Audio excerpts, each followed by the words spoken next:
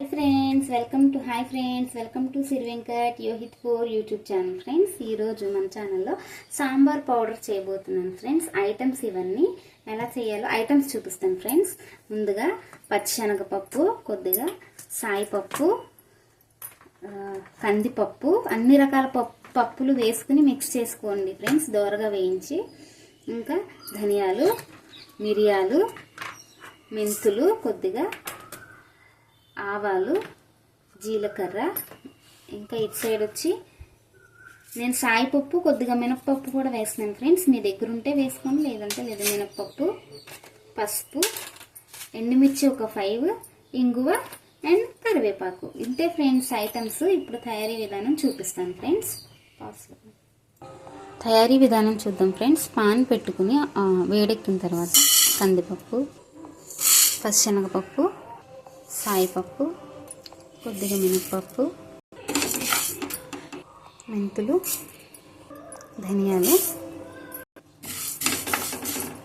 ఆవాలు, జీలకర్ర, పసుపు, ఎండుమిర్చి, మిరియాలు, కరివేపాకు అన్నీ ఇలా దోరగా వేగించుకోండి ఫ్రెండ్స్. మంచి స్మెల్ వస్తుంది ఫ్రెండ్స్. అన్నీ ఇలా దోరగా వేగుతుంటే లాస్ట్లో చిటుకుడు ఇంగువ వేసుకుందాం.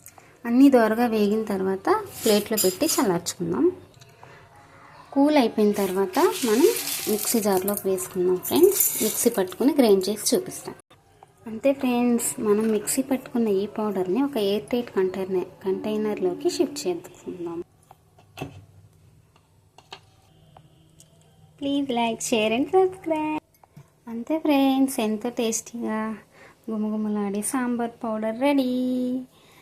మీకు ఈ వీడియో నచ్చినట్లయితే please like, share and subscribe friends.